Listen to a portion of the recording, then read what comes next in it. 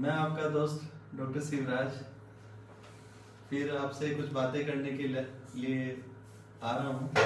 अपन आज कुछ ऐसी चीज़ों की बातें करेंगे जो अपन रोज़ आउटडोर प्रैक्टिस में देखते हैं और उनके बारे में अपन डिस्कस करेंगे। तो मैं मेरे अपनों से गुजारिश करूँगा कि वो मेरे से जुड़ जाएं और अपन आपका कोई सवाल हो तो मेरे से बताएं। तो दोस्तों मैं सबसे पहले तो अपने दोस्त कुछ भाई लोगों का स्वागत करना चाहूँगा जो मेरे से जुड़े हैं।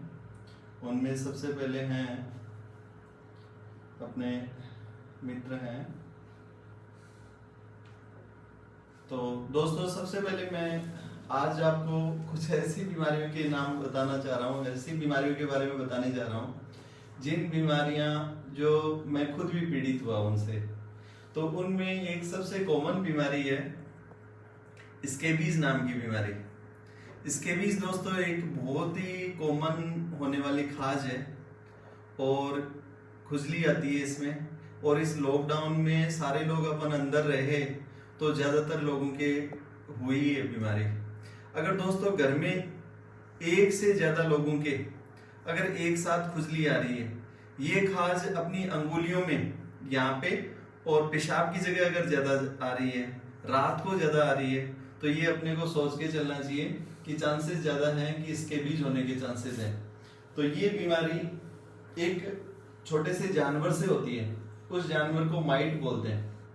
ये जो माइट होता है ये अपनी जो चमड़ी होती है उसमें घुर बना के रहता है और अपना खून पीता है। उसका यही काम है। और खून जब पिएगा तो पोटी करेगा। वो जो माइट स्केबीज का माइट जो पोटी करता है तो उस पोटी से अपने शरीर में खुजली आती है।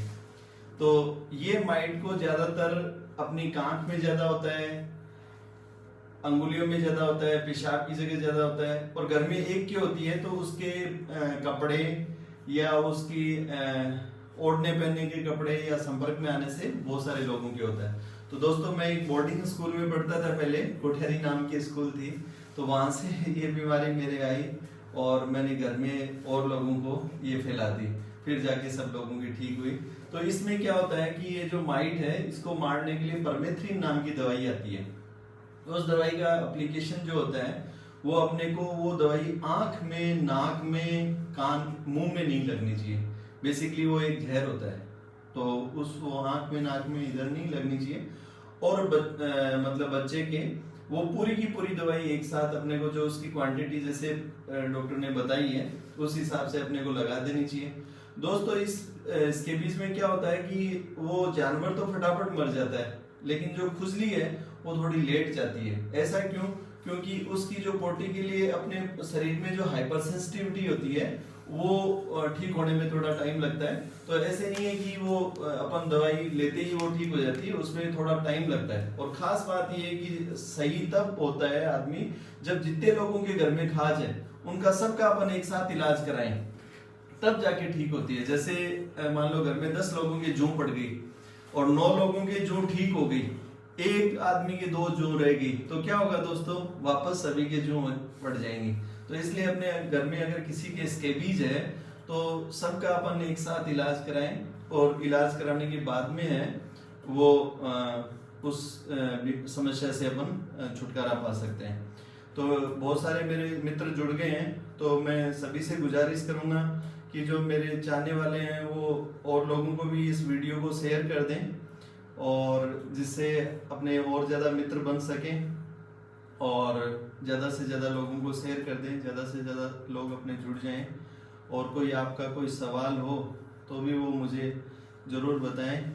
और दोस्तों अपन ये एक तरह से आज मैंने इस टॉपिक का नाम दिया है, ये एक बेसिकली मेडिकल लिटरेसी है। मेडिकल लिटरेसी शब्द के लिए बारे में अपने बात की थी कि जब मैं छोटा था उस टाइम पे सारे लोग प्रौढ़ शिक्षा, साक्षरता इनकी बातें करते थे। लेकिन आजकल दोस्तों वो सारे शब्द ही ऑब्सोलेट हो गए, उनके बारे में कोई बात नहीं करता क्योंकि हर आदमी साक्षर हो गया। ऐसे ही आने वाले टाइम में ये सारी चीजें बहुत सारे लोगों को मालूम चल जाएगी। जैसे कोविड में अपने को मालूम चल गया तो ऐसे ही सभी को मालूम चल जाएगा। अब मैं दोस्तों, मेरे बहुत सारे दोस्तों को पेज पे अभी लाइक शेयर किया है, इसलिए कई दोस्त अब जुड़ेंगे मेरे से। तो कई दोस्तों के मेरे कमेंट आए हैं, उनको मैं शेयर करता हूं आपसे। आपको बताना चाहूँगा कि दोस्तों ने क्या बताया। और इसके लिए अब दोस्तों, इसमें एक मैं दूसरी जो समस्या कॉमन अपने समाज में या अपने होती है, वो होती है आंख में स्टाई होना या गुमाननी होना। उसको चेलेजियन बोलते हैं दोस्तों। चेलेजियन ये ज्यादातर क्यों होता है दोस्तों कि या तो अगर किसी के सिर में डेंड्रफ है, या किसी आदमी को दूर की चीज दिख नहीं रही है जिससे उसकी आंखों पे स्ट्रेन पड़ता है, या फिर कोई आदमी है उसको बार बार आंख मसलने की आदत है। तो इन चीजों से बचना चाहिए अपने को। आंख को मसलना नहीं चाहिए, आंख की तरफ अंगुली नहीं लगानी चाहिए। आंख के हमेशा दोस्तों दो दुश्मन होते हैं। अपनी आंख बहुत ही नाजुक अंग है और बहुत ही इसके लिए अपने को धूप और गर्द से बचाना चाहिए। आंख, अपन ने कई फिल्मी हीरो हीरोइन को देखा होगा काले चश्मे लगाए हुए, तो वो कोई स्टाइल मारने के लिए नहीं लगाते हैं। बेसिकली अपनी आंख के दो दुश्मन होते हैं, एक तो तेज धूप, दूसरा गर्द। इन दोनों चीजों से बचने के लिए अपने को क्या होता है, यहाँ तक अपन काले चश्मे लगाएंगे तो इन चीजों से बच सकते हैं। तो जिनके बार बार गुमाननी होती है या अपने चेलेजियन होता है। चेलेजियन कैसा होता है दोस्तों, मैं आपको दिखाता हूँ, चेलेजियन की फोटो दिखाता हूँ कि चेलेजियन ऐसा होता है। तो चेलेजियन जिनके होता है, उस चेलेजियन से बचने के लिए अपने को आंख को रगड़ना नहीं चाहिए, मसलना नहीं चाहिए। अगर अपने को बराबर नहीं दिख रहा है तो अपने को आंख चेक करानी चाहिए और उसका अपने को चश्मा लेना चाहिए, जिससे अपनी आंख में ये बार बार, या सिर में अगर खोरा है तो उसका अपने को इलाज कराना चाहिए। चेलेजियन दोस्तों ऐसी होती है, अपनी आंख में है। ये ज्यादातर बहुत सारे ज्यादातर लोगों का अनुभव रहता है इसमें। ये ऐसा दिखता है अपने को चेलेजियन। क्यों दोस्तों, दिख रहा है? इसमें दिख रहा है आपको? आ रहा है चित्र? तो ये चेलेजियन होता है ना, ये चेलेजियन की फोटो है ना। तो ये ज्यादातर ये अपने आम भाषा में इसको गुमाननी बोलते हैं। तो ये चेलेजियन की बात है। अब दोस्तों अगली जो बात कर रहे हैं वो है, आजकल तो बहुत कम हो गई, लेकिन बहुत सारे पहले जो मलेरिया बहुत होती थी, है ना अपने समाज। अभी भी जहाँ पे बारिश ज्यादा होती है उन इलाकों में बहुत ज्यादा मलेरिया होती है। उदयपुर बेल्ट है, कोटा बेल्ट है, या दोस्तों अगर आपके कोई रिश्तेदार आसाम वगैरह में रहते हैं तो उनसे पूछना। मेरे पिताजी आसाम में आर्मी में थे, और या आपका कोई दोस्त आर्मी में अगर आसाम में हो तो उनसे पूछोगे तो वहाँ क्या करते हैं, हर हफ्ते में एक दिन क्लोरोक्विन की दवाई है वो खिलाते हैं, जिससे वहाँ के रहने वालों को मलेरिया नहीं हो। या फिर उनको क्या करते हैं कि मच्छर से बचने के लिए पूरे कपड़े, सर पे टोपी और हाथ में एक कोई धुआं टाइप का रखते हैं, जिससे उससे वहाँ पे मच्छर नहीं काटे। तो कई मेरे दोस्त जुड़ चुके हैं, उन सभी को का मैं स्वागत करना चाहूँगा। और अब हम मेडिकल लिटरेसी की बात कर रहे थे, है ना दोस्तों। अभी मैंने कल परसों एक नया टॉपिक पढ़ा। ये जो आप सारे जानते हैं कि आर्टिफिशियल इंटेलिजेंस आजकल बहुत ही इम्पोर्टेंट टॉपिक है। आर्टिफिशियल इंटेलिजेंस है, या अपन जैसे वर्चुअल बात कर रहे हैं, अभी आप मेरे से जुड़ रहे हो, ये सब ये टेक्नोलॉजी से संभव हो सका है।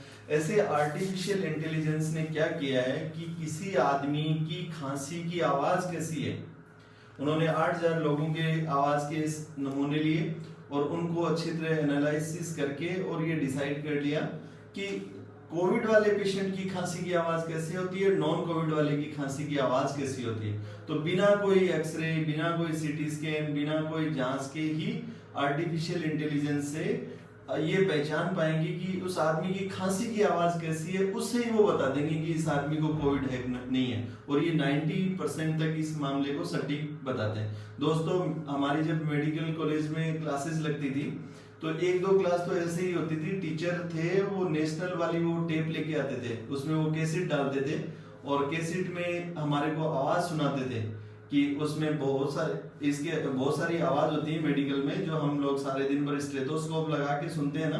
एक तो दोस्तों ये बताना चाह रहा हूँ कि ये जो हम कान में जो रखते हैं या जो मैंने गले में टांग रखा है इसको स्टेथोस्कोप बोलते हैं ना। तो ये क्या सुनता है? आवाज ही सुनता है। किसकी आवाज सुनता है? कभी हम दिल की आवाज सुनते हैं, कभी फेफड़े की आवाज सुनते हैं। तो उस आवाज से ही पहचान लेते हैं कि फलाने बच्चे के तो अस्थमा है, फलाने बच्चे की निमोनिया है, फलाने बच्चे के तो सांस में कोई चना मूंगफली सुपारी चला गया है। ये सब किससे सुनते हैं? ये या फलाने बच्चे की कोई कंठों में दिक्कत है। तो ये सब किससे पहचानते हैं हम लोग? आवाज से पहचानते हैं। ये स्टेथोस्कोप क्या सुनाता है हमारे को?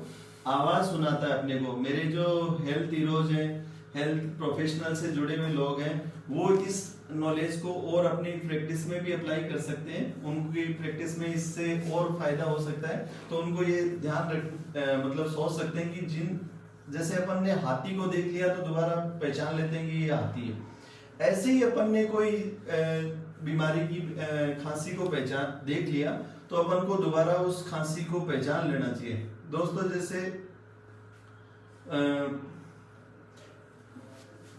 जैसे अपन किसी कई बार बच्चे की हम खुलखुलिया की खांसी होती है तो बाहर दूर से हम पहचान लेते हैं कि खुलखुलिया की खांसी है।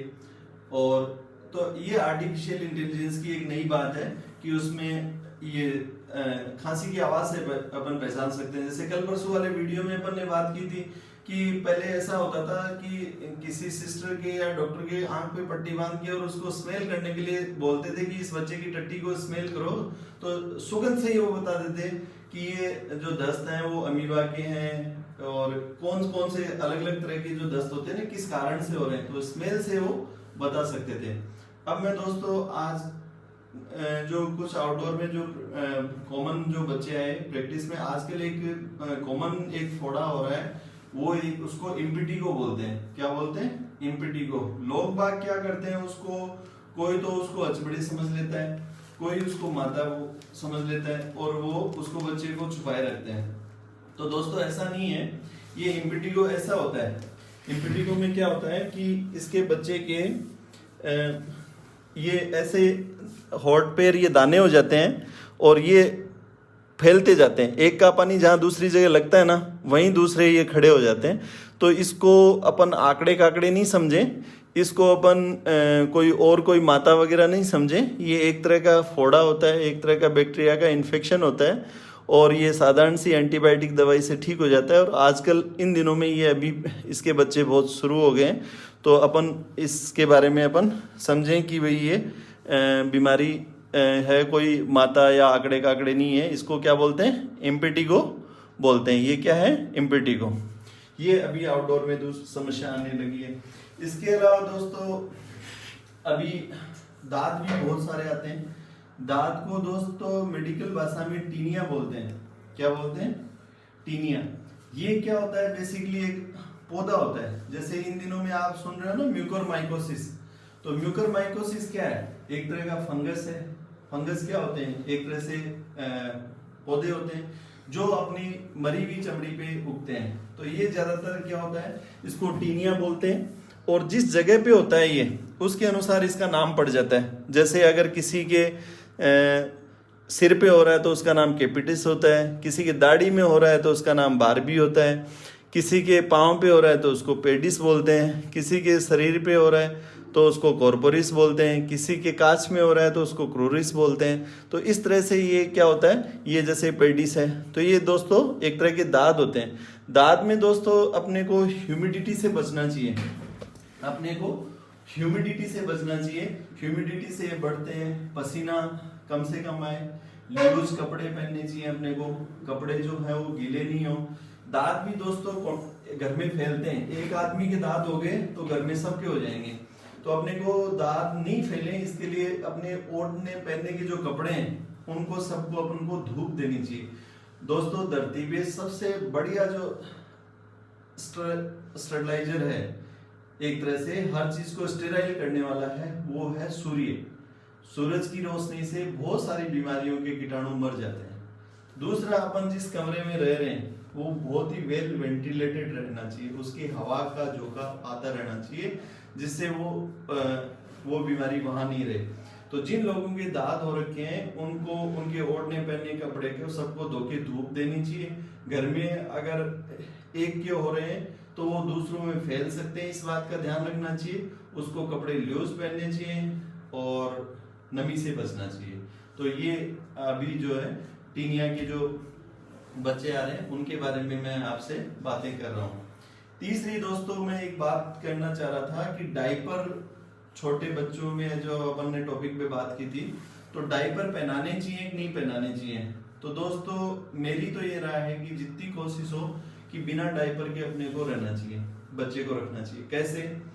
मान लो बच्चे, एक तो आदमी है एकदम खुला लुंगी पहन रखी है और आराम से खुला पेशाब करेगा, एक आदमी के टाइट लंगोट बांध दी और उसको बोलेंगे कि पेशाब कर, तो दोनों में कंफर्टेबल मेरे हिसाब से लुंगी वाला रहेगा। लंगोट वाले को पेशाब करने में बहुत दिक्कत होगी। मान लो बच्चे के आपने डायपर बांध रखा है अच्छा खासा, अंदर पेशाब की जगह लड़के की ऐसी मुड़ गई, तो उसको क्या होगा, पेशाब में बहुत जोर लगाना पड़ेगा। दोस्तों जो भी बच्चा अगर पेशाब में जोर लगा रहा है तो उसको हर्निया होने के चांसेस बढ़ जाते हैं। अगर कोई आदमी पेशाब करते टाइम पे जोर लगाना पड़ता है अगर किसी को किसी भी वजह से, तो हर्निया के चांसेस बढ़ जाते हैं। हर्निया अपन जानते हैं दोस्तों, अपनी जो दीवार है उसमें से चीज कोई बाहर निकल गई, तो हर्निया के 3 दुश्मन अपन ने पिछले वीडियो में बात की थी। हर्निया में खांसी, वजन उठाना, कब्ज और कोई भी तरह का पेट का जो प्रेशर है वो बढ़ेगा तो हर्निया बढ़ जाएगा। तो इसलिए जहां तक वो डायपर से अपने को बचना चाहिए, क्योंकि दोस्तों अगर डायपर पहनाते हैं तो एक डायपर 2 घंटे से ज्यादा नहीं पहना सकते, तो दिन में 2-3 घंटे से, तो दिन में के कम से कम 8 डायपर बदलोगे। 8 डायपर का मान लो दिन का है वो 50 रुपए का खर्चा है, तो महीने के आपको है उसके ये लगभग 1500 रुपए तो डायपर के ही आपको खर्च करने पड़ेंगे, तो उनसे अपन बचा सकते हैं। प्लस जैसे कभी आपने महसूस किया होगा हाथ में 2 थैली डाल लो, तो फिर हाथ को देखोगे अंदर कैसा रहता है, अंदर नमी सी चिपचिपा महसूस होता है ना, तो वैसा ही बच्चे की पोटी की जगह है वो डायपर के अंदर महसूस होती है। तो जहां तक कोशिश हो कि बच्चे को डायपर के बिना ही रखना चाहिए। दूसरा दोस्तों, आज एक कॉमन सिनेरियो है, एक बच्चा नाक में मूंगफली फंसा के आया। तो ये बहुत ही कॉमन बात है दोस्तों, जो छोटे बच्चे होते हैं 1.5-2 साल से लेके 5 साल वाले, ये नाक में चना, मूंगफली, सुपारी कुछ ना कुछ फंसा के आ जाते हैं। ये क्या होता है दोस्तों कि ज्यादातर जो है वो दाएं हाथ से काम करने वाला बच्चा है वो दाई नाक में फंसाता है, बाएं हाथ से काम करने वाला बाएं नाक में फंसाता है। तो इसके लिए अपने को बहुत ही डाउटफुल रहना चाहिए, सस्पिशियस रहना चाहिए कि अगर कब माने कि बच्चे की नाक में कुछ फंसा तो नहीं लिया है। अगर किसी बच्चे के एक ही नाक से खून आ रहा है, एक ही नाक से पानी आ रहा है, एक ही नाक बंद है, तो इसका मतलब ये हो सकता है उस बच्चे ने नाक में कुछ फंसा लिया है। दोस्तों कई बार बड़े लोग भी आते हैं, मेरे पास एक ऐसा पेशेंट आया जो शादी वो 35-36 साल का था। तो बड़े लोग फंसाते तो नहीं है, लेकिन बड़े लोग में पथरी बन जाती है, जैसे पेशाब में पथरी होती है, पित्त में पथरी होती है, ऐसे दोस्तों नाक में भी पथरी बन जाती है, उसको राइनोलिथ बोलते हैं। तो वो जो मेरा पेशेंट था वो 36-37 साल का था, उसकी 10 साल की मैरिड लाइफ थी। तो उसके मुंह से इतनी बदबू आती, उसकी वाइफ ने ये कहा कि हम गाड़ी में एक साथ बैठते हैं तो ऐसे लगता है जैसे गाड़ी में चूहे मर गए। तो उसकी मैंने उससे पूछा, उसको देखा चित्र, उसने कई जगह दिखा रखा था। फिर मैंने अंदर नाक में एक प्रोब होता है डालने का, वो डाल के यूस्ट्रेकियन ट्यूब कैथेटर होता है, वो डाल के निकाला तो मालूम चला उसके नाक में पथरी थी, जो बहुत ज्यादा बदबू मारती है और बहुत कॉमन समस्या है। अगर दोस्तों किसी के मुंह से बदबू आ रही है, आपको ऐसे लगता है कि मुंह से बदबू आ रही है, तो मुंह से बदबू वाले बहुत सारे दांतों के डॉक्टर को, पेट के डॉक्टर को दिखा के और थक जाते हैं। फिर उनको लगता है, लेकिन लास्ट में उसका कारण जो है वो नाक में पथरी होने से भी या नाक में कुछ फंसा होने से भी मुंह से बदबू, उस एरिया से बदबू आती है। तो ये बहुत ही कॉमन समस्या है बच्चों में, जो अपन साधारण सी अगर अपने को मालूम चल जाए तो आराम से निकाल सकते हैं और तुरंत निकलवानी चाहिए। दोस्तों इसमें खास बात ये ध्यान रखना चाहिए, चना, मूंगफली, सुपारी ये जब जाते हैं ना तब तो छोटे से होते हैं, वही वहां पे पानी से फूलते फूलते बड़े हो जाते हैं और फिर पूरी नाक को बंद कर लेते हैं। लेकिन ये तो चलो फिर भी ज्यादा नुकसान नहीं करते। लेकिन अगर कोई सेल है, बैटरी है, जो खिलौनों में डलने वाले सेल है, वो अगर किसी बच्चे ने डाल लिया तो वो सेल में क्या होता है, करंट होता है, वो वहां की चमड़ी को जला देगा, पूरी नाक को खराब कर देगा और आगे जाके परमानेंट आपको डैमेज कर सकता है। इसलिए अपने को ध्यान रखना चाहिए। बच्चों को कोशिश करेंगे इस टाइप के खिलौने नहीं दे जिनमें सेल हो, अगर दे भी रहे हैं तो उसका ध्यान रखें कि उस खिलौने से वो उस अपनी नाक में नहीं डाल ले, है ना। और दोस्तों आप अपने कुछ मैं दोस्तों के वो कमेंट ले रहा हूँ। मीनाक्षी जी को बहुत बहुत धन्यवाद, वासित जी गुड आफ्टरनून, अशोक जी और आसिफ खान जी बहुत बहुत धन्यवाद आप मेरे से जुड़ने के लिए। साहिल भाई गुड आफ्टरनून, दीपक कुमार जी नमस्कार, जावेद भाई रोज की तरह आपका प्यार ऐसे ही बना रहे हमारे लिए। और बहुत और भी आपका कोई सवाल हो तो आप बताएं, तो बहुत ही अच्छा लगा।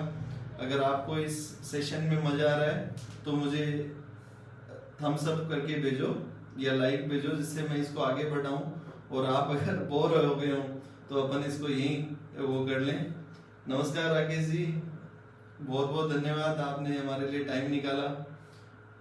और भारद्वाज जी गुड आफ्टरनून। तो अब अपन अगली बात कर रहे हैं, तो आर्टिफिशियल इंटेलिजेंस की भी बात की थी और फॉरेन बॉडी नाक में जो बच्चा फंसा लेता है तो उसके लिए भी। और पुष्पेंद्र चौधरी को नमस्कार। पुष्पेंद्र जी, नाक से जो नक्सीर छूटती है वो उसको एपिस्टेक्सिस बोलते हैं। बहुत ही अच्छा सवाल पूछा है पुष्पेंद्र जी आपने, बहुत ही कॉमन समस्या है। इस नाक से नक्सीर छूटने को एपिस्टेक्सिस बोलते हैं। एपिस्टेक्सिस का सबसे मुख्य जो कारण होता है ना, वो होता है पुष्पेंद्र जी नाक में अंगुली करने से, रगड़ने से, मसलने से या बहुत तेज छिड़कने से। कई लोग है ना उनको आदत सी पड़ जाती है, नाक को बहुत तेज छिड़कते हैं, पकड़ के एक नाक से जोर लगाते हैं, हवा बहुत प्रेशर से निकलती है। इसकी वजह क्या होता है पुष्पेंद्र जी, यहाँ नाक का जो पर्दा है इसमें एक यहाँ पे एक बहुत ही डेंस ब्लड वेसल्स का नेटवर्क होता है। उसमें खुश्की की वजह से या ट्रोमा की वजह से, मोस्टली ट्रोमा की वजह से, ट्रोमा या तो अंगुली ने डायरेक्ट कर दिया हो या आपने बहुत ज्यादा रगड़ लिया, छिड़क लिया, मसड़ लिया, या बार बार कई लोग ऐसे नाक को ऊपर करते रहते हैं, तो उस ट्रोमा की वजह से नक्सी छूटती है। फिर भी अगर आपके बच्चे को बार बार हो रहा है तो अपने को एक बार तपास करा लेना चाहिए, कहीं कोई और कोई समस्या नहीं हो। तो इसको नाक से एपिस्टेक्सिस बोलते हैं। कई बार दोस्तों अगर किसी बच्चे ने एक नाक में कुछ फंसा लिया है तो भी उसके नाक से खून आता रहता है। अब बाई चांस मान लो किसी बच्चे की छूट गई तो क्या करना चाहिए अपने को? तो दोस्तों कोई घबराने वाली बात नहीं होती है। सबसे बढ़िया शरीर में ये एक फिक्स नियम मान लो कि अगर किसी आदमी के, आपने एक्सीडेंट में देखा किसी आदमी के ब्लीडिंग हो रही है, कहीं से भी एक्सीडेंट हुआ, उसका पांव टूट गया ब्लीडिंग हो रही है, या सिर फूट गया ब्लीडिंग हो रही है। दोस्तों कहीं पे भी सिर में, शरीर में ब्लीडिंग हो रही होती है तो उस टाइम पे उसको वहां पे दबाव लगा के और रोकना होता है। जैसे मान लो कोई, आपने YouTube पे बहुत सारे ऑपरेशन देख सकते हो आजकल, बहुत अच्छा जमाना है। पहले तो डॉक्टर बनते थे, उस टाइम पे क्या होता था, ऑपरेशन थिएटर होता था, जैसे फिल्मी थिएटर होता है ना, ऐसे ऑपरेशन थिएटर होता है। गूगल पे नाम डाल के देखोगे तो उसमें दिखेगा कि नीचे एक कमरा होता है, उसके ऊपर सेकंड फ्लोर होती है, रस्सी से लगे हुए होते हैं, तो जो मेडिकल स्टूडेंट होते थे वो ऊपर से देखते थे। लेकिन दोस्तों आजकल तो जमाना इतना अच्छा है कि यूट्यूब पे हर सर्जरी देख सकते हो आप, कोई भी अपेंडिक्स का है, पित्त की थैली का है, बच्चा कैसा होता है, नॉर्मल डिलीवरी कैसी होती है, कोई भी चीज आप वो तो वर्ड डालते ही उसमें सारा आपको ऑपरेशन दिख जाएगा। तो अगर सर्जन क्या करते हैं कि ऑपरेशन में कहीं पे बहुत ज्यादा ब्लीडिंग हो रही होती है ना, तो उसको रोकने के लिए वहां पे 2-3 बड़े बड़े कपड़े से होते हैं, उनको गोज बोलते हैं, वो डाल के और प्रेस थोड़ी देर दबा के रखते हैं, तो ज्यादातर ब्लीडिंग है उससे रुक जाती है। ऐसे ही अगर नाक से छूट रही है नक्सी तो नाक को दबा के पकड़ लें, आगे झुक जाएं और वो नाक से नक्सी रुक जाती है। ऐसे ही दोस्तों अगर बाई चांस किसी के मुंह में से खून आए तो ब्लीडिंग, जैसे कहीं पे भी, ये भी एक नियम सा ही है कि कहीं पे कोई ताजा इंजरी हुई है तो वहां पे अपने को ठंडी चीज लगानी चाहिए। ठंडी चीज लगाने से वहां की जो खून की नसें होती है ना वो सिकुड़ जाती है और वहां पे ब्लीडिंग नहीं होती है। तो ये दोस्तों एपिस्टेक्सिस की बात हुई, नाक से नक्सी छूटने की बात हुई। नाक में अगर किसी के बच्चे घर में अगर कोई डाल ले तो अपने को ध्यान रखना चाहिए अपन कोई शार्प चीज, कोई नुकीली चीज नाक में नहीं डाल दें, वरना क्या होता है कई बार कान में कुछ फंस जाता है तो वो चीज मान लो मूंग का दाना फंस गया तो मूंग इतना कान को नुकसान नहीं पहुंचाता जितने माँ बाप कोई चिमटी विमटी डाल के कान का पर्दा फोड़ लेते हैं। तो ऐसा नहीं करना चाहिए अपने को। अगर कोई बच्चे ने अगर कोई डाल लिया है तो अपन बहुत ही सावधानी बरतें और आराम से काम में लें। इसके अलावा दोस्तों एक हमारे राकेश जी ने एक ही बहुत ही अच्छा सवाल पूछा है। हाँ, तो उन्होंने पूछा कि भाई एक जो पिट्रियासिस एल्बा के बारे में पूछ रहे हैं। इस समस्या को पिट्रियासिस एल्बा बोलते हैं राकेश जी, जो चेहरे पे फंगल इन्फेक्शन या सफेद दाग बोलते हैं, जो सेल्फ लिमिटिंग बीमारी होती है। वो क्या होता है, वो चेहरे के थोड़ी सी जगह पे होता है, जबकि खून की कमी जो होती है राकेश जी उसमें पूरा चेहरा ही पके हुए अमरूद जैसा हो जाता है। तो कैसे पहचाने कि मेरे बच्चे को खून की कमी है कि नहीं है? तो बच्चे को गोद में लेके माँ बाप को सामने कांच में देखना चाहिए और अपने कानों से उसकी तुलना करनी चाहिए, अपने होठों से उस बच्चे के होठों की तुलना करनी चाहिए और उसमें ये देखना चाहिए कि ये बच्चे में मेरे से थोड़ा वो तो नहीं है, इसका कलर है वो पके हुए अमरूद जैसा तो नहीं है। इसके बाद में दोस्तों मैं आपसे बात करने जा रहा था, बहुत बहुत धन्यवाद, आप लोगों ने मेरा मनोबल बढ़ाया, तभी मैं रोज आपसे बात करने की सोच रहा हूँ। और कई बार दोस्तों ऐसे होता है कि छोटे जो बच्चे होते हैं, न्यूबॉर्न जो बच्चे होते हैं ना 1 महीने के, उनकी माँ शिकायत करती है कि साहब ये तो ऐसे बहुत करता है, अंगड़ाई बहुत लेता है। ये अच्छी बात है। अगर किसी का बच्चा, माँ का बच्चा उबासी ले रहा है, अंगड़ाई तोड़ रहा है, उसको छींक आ रही है, हिचकी आ रही है, तो ये तंदुरुस्ती की निशानी है। इनको आप बीमारी नहीं समझे। किसी माँ के बच्चे को अगर उबासी ले रहा है, अंगड़ाई तोड़ रहा है, छींक आ रही है, हिचकी आ रही है, तो ये ज्यादातर तंदुरुस्त बच्चा ऐसा करता है। बीमार बच्चे में ये चीजें नहीं होती हैं, इसलिए माँ इसको बीमारी नहीं समझे। कई बच्चे वो नींद लेके और फिर माँ बोलती है ऐसे करके और फिर पूरा नीला पड़ता है, तो वो अंगड़ाई तोड़ता है एक तरह से। तो ये बच्चे में ये नॉर्मल बात है। मेरी कुछ माताओं और बहनों से एक बहुत ही खास बात है कि बहुत सारी माताएं और बहनें इतनी इंटेलिजेंट होती हैं कि वो हर चीज को, जैसे डॉक्टर कोई बनता है वो तो पढ़ के बनता है, थ्योरी पढ़ता है, जबकि माँ जो है उन्होंने तो सबने प्रैक्टिकल किया है। डॉक्टर को सारे जो पीडियाट्रिशियन बनते हैं उनको सबको याद करना पड़ता है कि बच्चा गर्दन कब समाता है, 2-3 महीने तक गर्दन समा लेता है, बैठना कब सीखता है, घुटना कब चलता है, खड़ा कब होता है, माँ कब बोलता है, दादा दादी कब बोलता है ना, और स्कूल जाऊंगा ये कब बोलता है। ये सारी बातें उसको डॉक्टर को तो याद करनी पड़ती है। लेकिन जो माँ होती है ना, उसने तो ये सब चीजें प्रैक्टिकल में की होती हैं, उसको सारी चीजें याद रहती हैं कि मेरा बच्चा कब तो चला था, एक नॉर्मल बच्चा कब चल लेता है। तो मैं कुछ आने वाले वीडियो में ये बताऊंगा कि कब एक बच्चे के जो कम से कम जो माइलस्टोन होते हैं ना, वो कौन सी उम्र में कौन कौन से माइलस्टोन है वो बच्चा है वो उसके हो जाने चाहिए ना। माइलस्टोन मतलब वो अचीव, कम से कम वो माइलस्टोन तो उसको अचीव कर लेना चाहिए।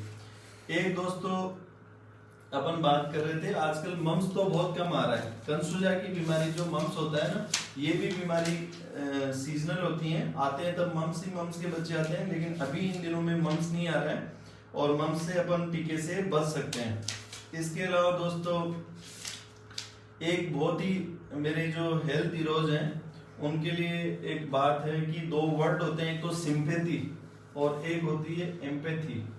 तो जो हेल्थ हीरोज हैं या हेल्थ से रिलेटेड जुड़े हुए लोग हैं उनको मरीज से एम्पैथी रखनी चाहिए, है ना। सिंपैथी की बजाय एम्पैथी रखनी चाहिए। एम्पैथी का मतलब आप डिक्शनरी में पढ़ना, आने वाले वीडियो में अपन पढ़ेंगे। एम्पैथी का मतलब होता है आप उसकी जगह खुद महसूस करो।